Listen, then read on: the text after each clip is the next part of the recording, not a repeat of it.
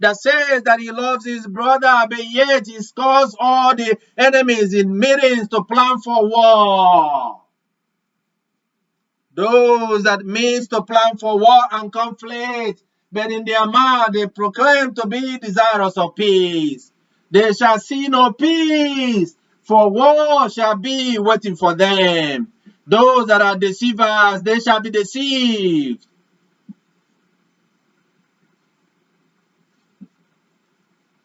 Last Sunday in the prophecy, the Lord spoke about the storm. The storm like a wind that will come. And the wind will be a sword in the eye of the storm, a sword that is two-edged. That you may pray that the storm may carry the sword back to his sheath, so that the sword may not swing against you, against your nation, and against your tribe, and against your country.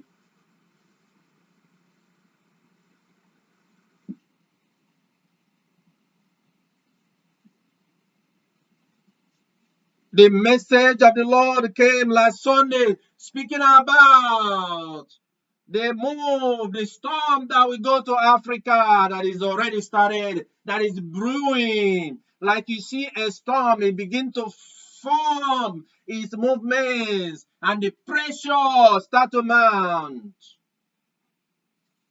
The desolation in Africa, the Lord wants and said it's time for you to retreat. What is a retreat in the military term? And as the soldiers, you should understand this. A retreat is when the soldiers are at war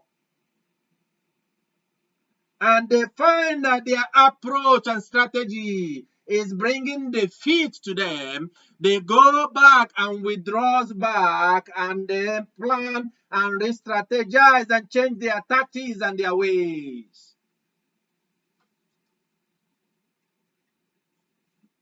Should Africa continue to blame the Europeans? Should they make excuse to fall on what the Europeans have done to them? Is that an excuse for them not to be able to seek the brighter future for them?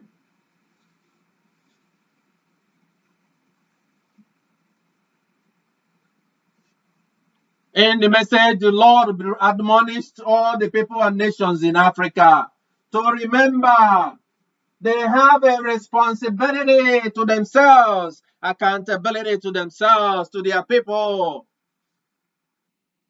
If they are indeed human beings and not monkeys and baboons, as they are made for centuries to understand, that they shall be able to come to themselves and find solution from within themselves, a solution that is make them worthy to stand before the nations of the earth.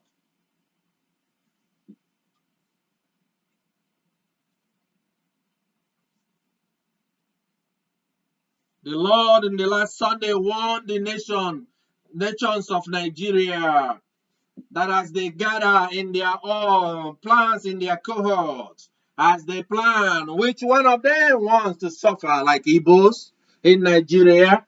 Which one of them want the same punishment and the same consequences, or the same punishment, the same injustice and unfairness? Which one of them will like that to suffer, will like their people to suffer, and which one of the leaders wants to suffer that?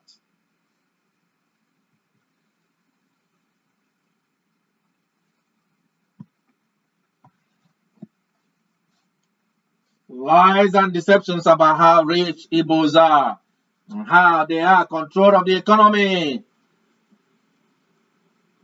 Fallacy in the last series.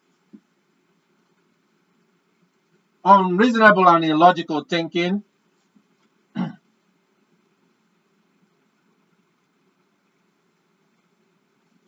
How much he that holds one together, in order for you to hold me from making any move. As I want to move, you hold me. You got to be here where I am. You wonder why there is no progress. How can you progress? Every of your decisions and your laws and policies are meant to hold some people down. How can you progress? You holding yourself.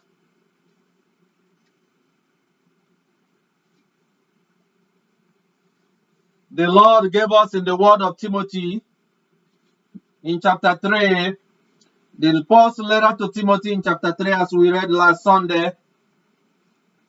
He shows you the way.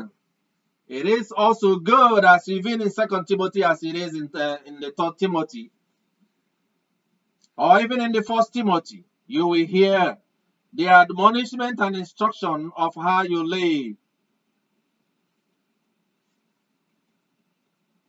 We just had an election in Anambra State in the southeast. Election that I hope that all the Western nations will observe with caution to be the beginning of a change in Africa.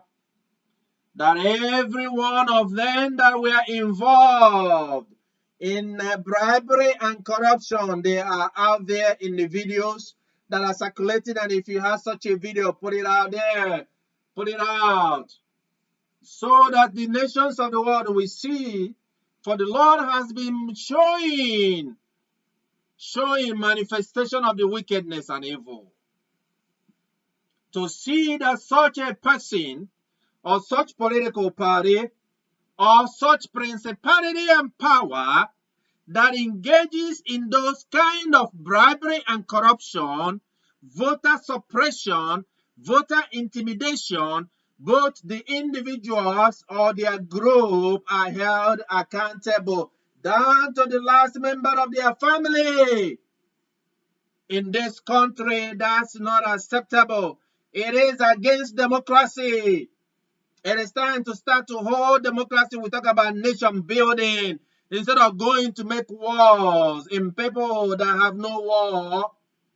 We shall make and build nations that accept our democratic system so that the power shall dwell with the people.